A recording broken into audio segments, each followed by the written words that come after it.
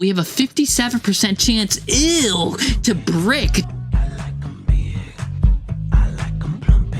Hello, and today we're going to go how sometimes a 60-card deck is better than a 40-card deck, and I'm going to show you math to prove my claims, but let's just use a real-life example here. We're playing all these deadly Exodia cards, and then there's bricking our deck, making Mario come chase us, because Mario loves his bricks and coins, because we want to play this Millennium card, right? And so we're playing all of these Exodia bricks in our deck, because we're trying to get this great, unstoppable Exodia incarnate, so strong, right? But here's the thing, the problem is we have to play a lot of bricks, and a lot of people play 40-card decks with that, and I'm going to show you the math why that might not be the best option. We're going to dive deep into that.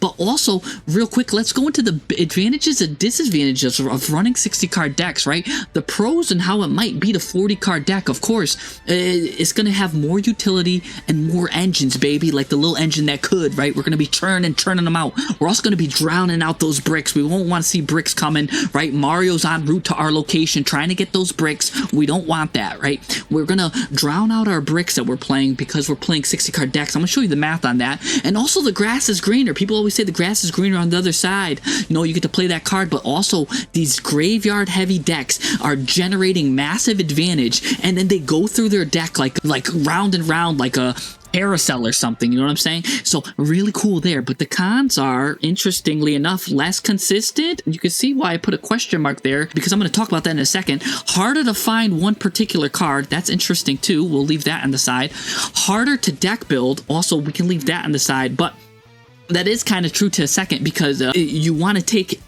a 60-card deck and a 40-card deck. Sure, it's nice and easy to get 40 cards that are really powerful, but now can you find 20 cards that are equal in power to keep your deck's power level roughly the same? So it is harder to deck build. And then also, of course, more options means more thinking, which means you have to waste time, something like, so time is of the essence. You could do that, and also you can make more mistakes also because you have so much more options. You kind of get decision paralysis. It's like Medusa looked you in the eye and you turned to stone because you don't know what to do. So anyways, but let's talk about the less consistent. That's actually a myth, and that's why I put it into a big question mark there, and that's one of the biggest things people say. They're like, yeah, but a 60-card deck isn't as consistent as a 40-card deck. And here you can see here, this graph here shows that it's not going to be true, and I'm going to show you why right now. This is really cool. This is why I love math.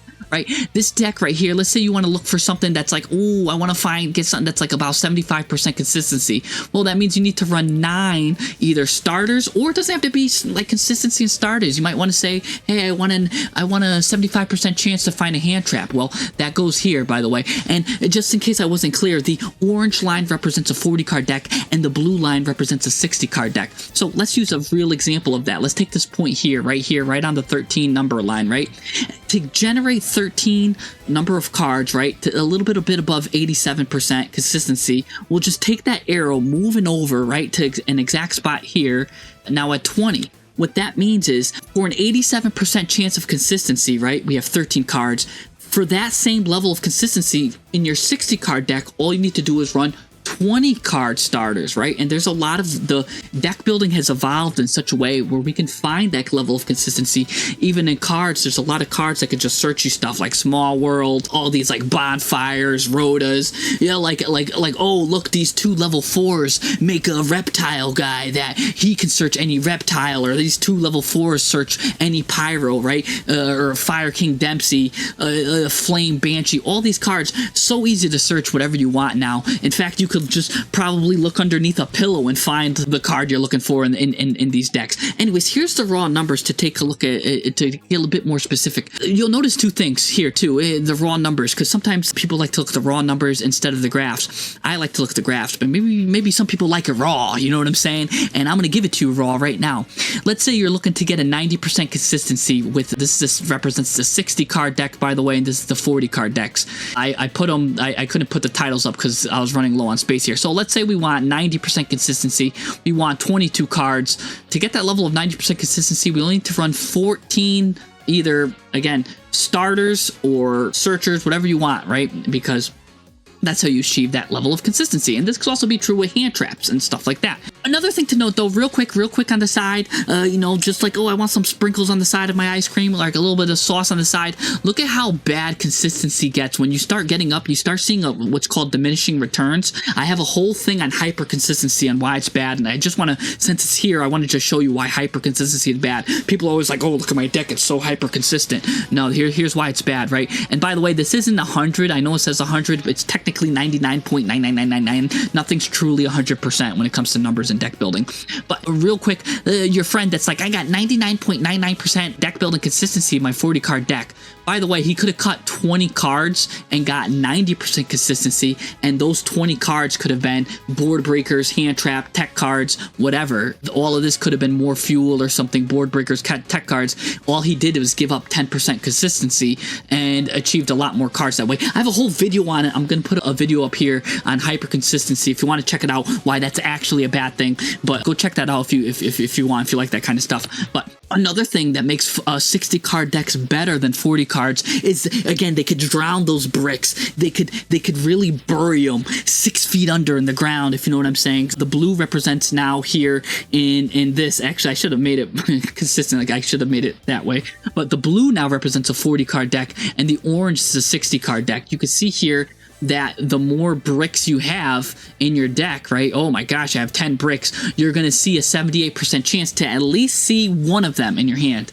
Meanwhile, if you have a 60% card deck, now you have a 61% see it. So going back to using that Exodia as an example, or even something like Ojamas that run a lot of bricks. I know those aren't really meta decks, but I like to use rogue decks as an example because we like to have fun too. Use something like the Exodia deck because remember, there's 5 pieces in that one trap card, right? 5 pieces, 1 trap. So we get 6 cards here, and that means that we have a 57% chance, to brick, to see one of, well, really to see one of those legs in our hand, or like the arm, like just sitting around flopping in our hand in a 40 card deck. But if we bury it in a 60 card deck, now we have less than 50% chance. So that, which means in a 40 card deck, more often than not, we're going to see one of those legs or arms, or even sometimes even greater than, we might even see 2 of them in our hand, basically giving us a 3 card hand. Absolutely awful. No, we don't want that.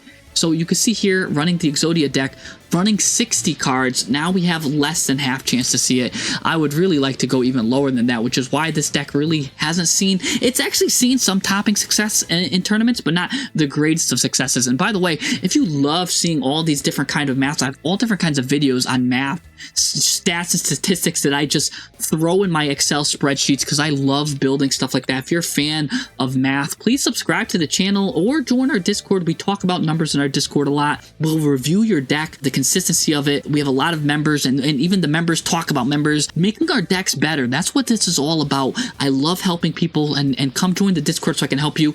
And if not, then hey, just give the video a like and it goes a long way. Or maybe if you're really lucky, you could see me streaming, but that's like finding a shiny Pokemon because I don't stream that much. So maybe if you're really lucky, you'll find me on Twitch. But anyways, let's go over some big, great 60 card deck examples, right? Again, you have the graveyard heavy mill decks, the bury the brick decks, and the pile engines. Those are kind of decks that work great for 60 card decks, right? Where the Horus that wants to bury and use these graveyard milling strategies, going into zombie vampire rank 8, or Terelements, right?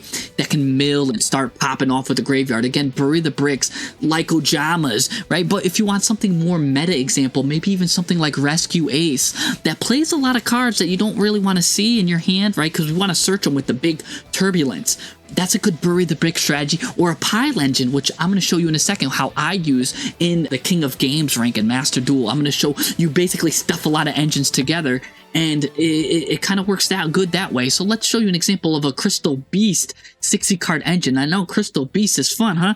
Well, the main thing is this is a hybrid pile bury brick deck, right? Because I'm playing a bunch of bricks here, but I'm also playing a bunch of engines. I'm playing Crystal Beast, Millennial, Snake Eyes, and Azamina. And the goal is, right, with the Crystal Beast engines, I'm trying to get out 2 4s. The Crystal Beasts have a great engine to get out 2 4s because I can turbo out one of these guys right here, which can then search the snake eyes. They're all interconnected, by the way, which is really cool. And then the millennials give me a rank 8 engine to search out this guy to give me 2 rank 8s, which can get me zombie vampire, which can find me the crystal beast, which can find me the snake eye, or the snake eyes can find me the crystal beast. They're all go into each other, baby. You know what I'm saying? It's like a puzzle that works like on it's like playing Pac-Man when he goes on one side and then he just somehow pops out the other. You know what I'm saying? Like he goes in one side and pops out the other. That's what kind of this deck does, baby. And it's got really good success rate in the King of Games rate. It's got that win, lose, win, win, lose, win, win, lose. It's like a beat, baby. You know what I'm saying? Like boom, boom, boom, boom, boom, boom, boom, boom, boom.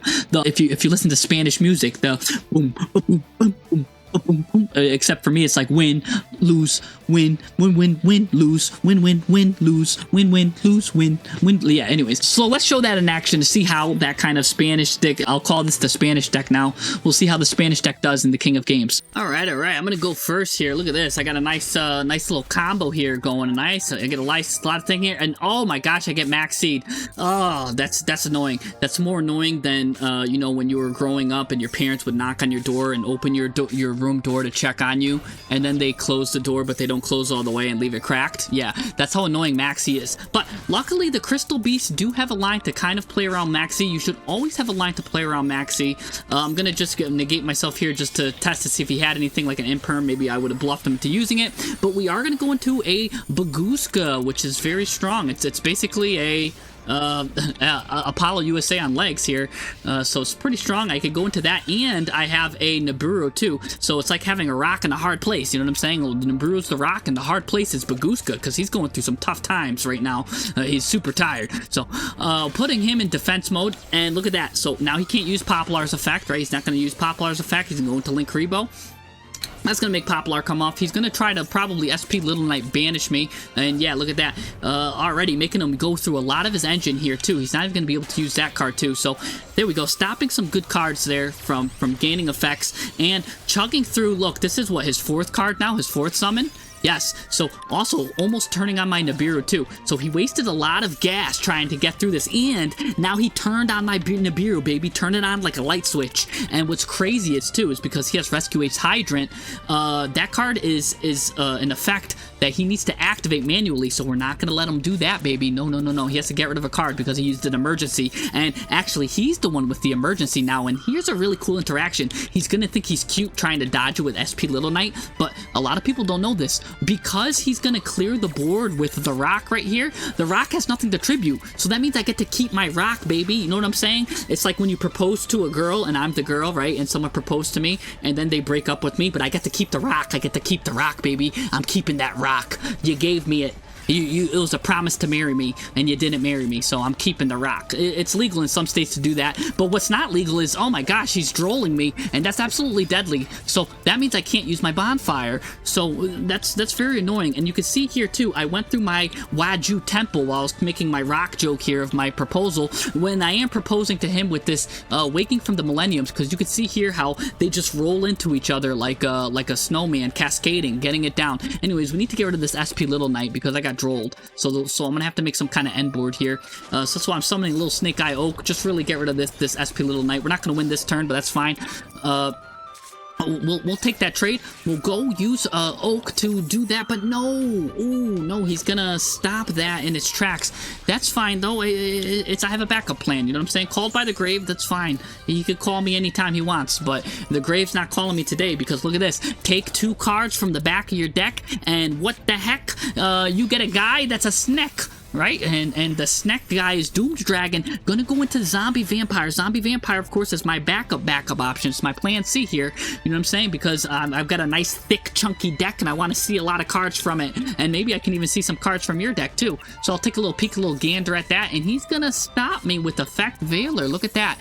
He definitely doesn't want me, my big deck, going off. And so that I get to keep my Bonfire, keep my Deburu, and look at that, even gave him cards off of Maxi, and it's still not enough cards that he went through.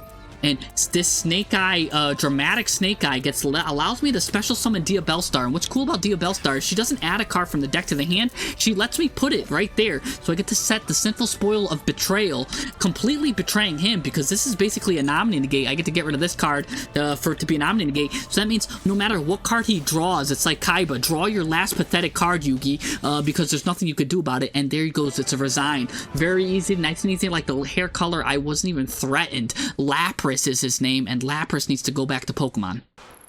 Alright, this guy's going first here, and I've got a nice double hand trap here. I love this, love this, love this. He's going to go into Dark Beckoning Beast. I'm going to allow him to add opening the Spirit Gates here. And now I have a decision. Do I droll this, or do I max C this? Well, I'm going to use the droll first. Maybe he's got a Called By or something in his hand. I'd actually rather use the max C, but he doesn't. He's going to let it go through.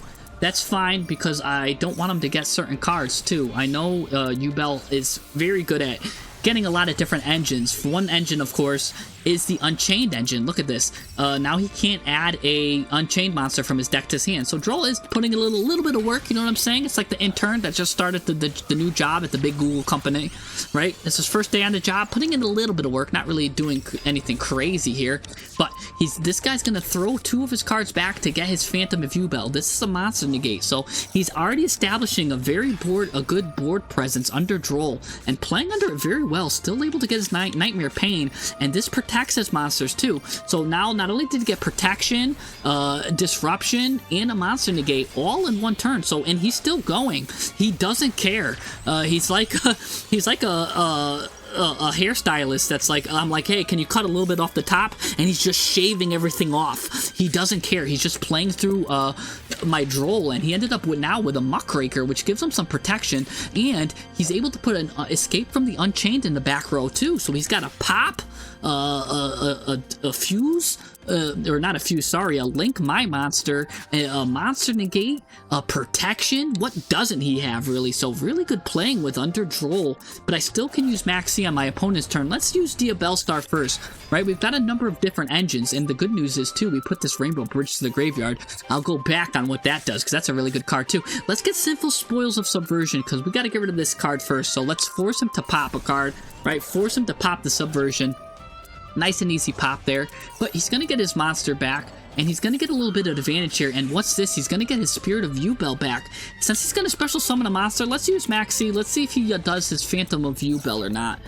And that could be potentially dangerous, because he could be giving me 2 or more cards. So he's going to use his Phantom of Yubel to stop me from using my Maxi, but that's fine. That's kind of like a little half bait anyways. I didn't really mind. It was like a win-win. I didn't care if it went off, and I didn't care. It was a win-win situation for me. Anyways, he still has his Unchained card here. Pretty deadly, and he's got Protection in Yubel. Very, very deadly. Alright, let's use Deception now, and get rid of my card, because I don't want him to fuse with it, right? So, get rid of my own card here. Don't let him fuse with my card. Azamina La Silva, right? This card is cool, because this card now is a little Omni Negate myself here, and I get to tribute a card. So, now I got 1 Omni Negate. Let's use the Rainbow Bridge of Salvation right here. If this card's in the graveyard, I could banish this card from my graveyard, add not only a Crystal Beast monster, but also a field spell from my deck to my hand. And I'm playing a 60 card deck, and so that's absolutely brutal. Let's see what I can grab with this. I get to add Crystal Beast, Sapphire, Pegasus. Normally these Crystal Beast cards that you add off of this are bricks, but not in my deck, baby. And also I get to add a Waju Temple, so I just got to add 2 engines for the price of 1. Talk about value, baby. So let's use the Waju Temple engine first, because this allows me to put a card in the back row and start gaining some advantage here. I do have to pay a little bit of life points, but I don't mind. Now he's going to try to fuse with me, but I really don't care about that, because again, we have the Omni Negate. So this first engine really is just to bait it out. Also that Azamina engine coming in clutch too. I get to get this card back. So if I ever need to discard a card, put this card in the back row. And now let's go into our Crystal Beast engine, right? So we got to do a little bit of setup here, some fun setup with this engine. But now let's go into this engine, the Crystal Beast engine. I'm rotating through my engines like a carnival, baby. We're going up and down on the ride. And now, speaking of rides, let's ride back on the Waju engine. Let's go back to the Millenniums, because when you have 2 cards in the back row, we get to special summon this doomed dragon. And you know what is doomed? That U-Bell. Doomed to be in the back row forever. It's like I looked him in the eye and he turned to stone. That's the lore of that. And you know what's cool? The 2 engines right here, the Crystal Beasts, allow me to go into another engine, the Infernal Flame engine. And that gets me my Snake Eyes engine. So now I'm going into that engine, rotating through my deck all the way like a carousel, baby. Come on and ride with me on a fantastic voyage, right? Because now we're riding through the Snake Eye engine. Basically, what engine am I not going through at this point? I'm going through all different engines. Why not? Why not summon SP Little Knight at this point? So I'm gonna use SP Little Knight, of course, to banish that Nightmare Pain that's protecting him, because I know he's got a U-Bell in his hand, ready to come out at a moment's notice. Now let's get rid of all of these cards. Every single card I ever made in my life, let's turn it into Apollo USA, or Appaloosa. I don't know what you call it, but I'm gonna call this a victory, because I'm on the offensive now. It's like, and why not? Just get a Kurikara, because you activated a monster effect, so let's use Kurikara, get that card off the field, baby. You know what I'm saying? Pump up my cards, baby. Pump up my card like Arnold Schwarzenegger and get rid of these cards here.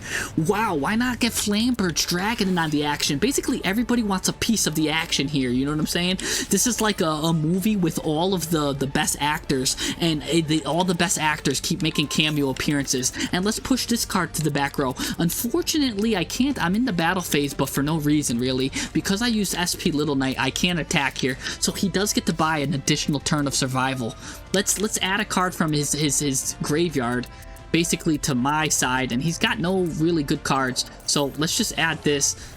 I really should have probably took his Unchained card, because then I would have been able to link off into something here, maybe go into an IP Masquerena. But I was actually running short on time, and yeah, so maybe I could have went with a better card there, but whatever. I'll steal his Unchained Soul guy, because why not? Because I get the power to do that.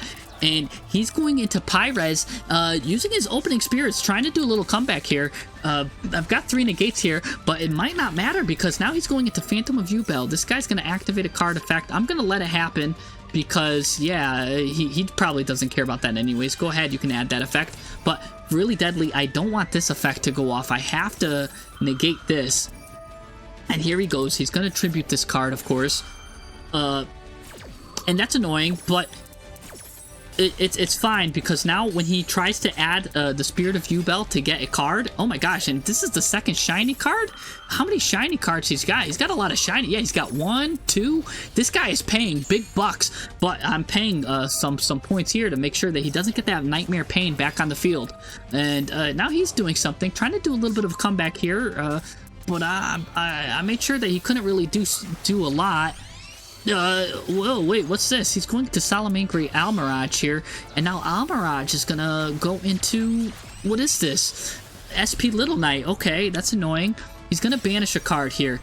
He's choosing to banish my Snake Eyes Flamberge, and now I could negate it with this Apple, but then that's just going to turn on this, and he could just banish that anyways, and then I lose it no matter what. So I'm just not even going to negate that. I'm going to use, might as well steal his U-Bell card before my Snake Eyes Flamberge goes away, and we'll do that. And now into the battle phase, he's going to sacrifice both of those, and he leaves himself with the Spirit of U-Bell, which is a kind of deadly defense. It's going to do more for him than you think, because my Doomed Dragon is there. I can't push that in the back row. This guy's banished, and my Sinful Spoils of Subversion is also there, and those are my 3 ways really to get rid of that, and my SP Little Knight is gone too.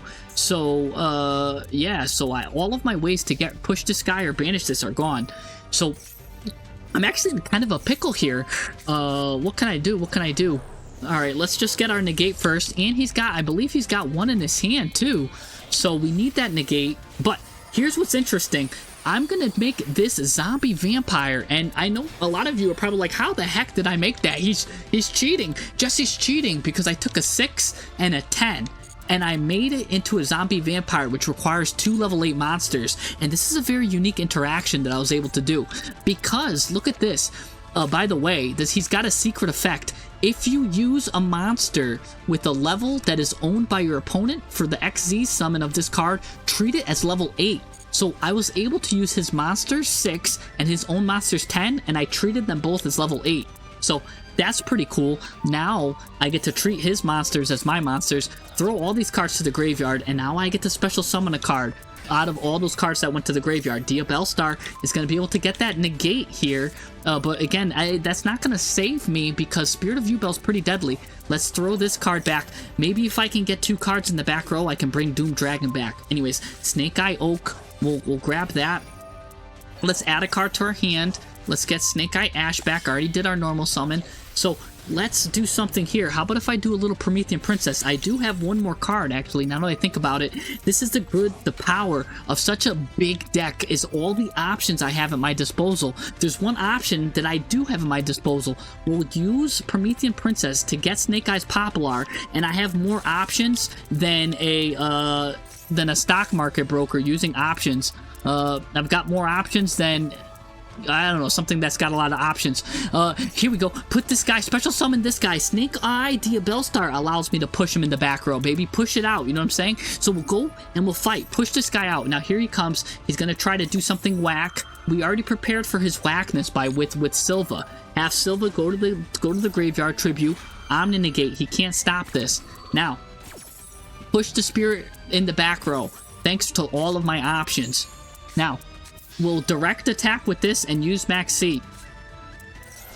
This just a little feeler just to feel something out, but we do have the direct attack here, and I'm literally 1 attack away from victory. Why do you surrender? You really couldn't wait 1 more second for me to attack you? He's so salty that he couldn't even wait 1 more second. And guess what? That salt tastes absolutely delicious. I love the salt of your tears. Say Sasayuri, thank you for giving me the salt of your tears. And that's the power of a 60 card deck, by the way. Fun stuff.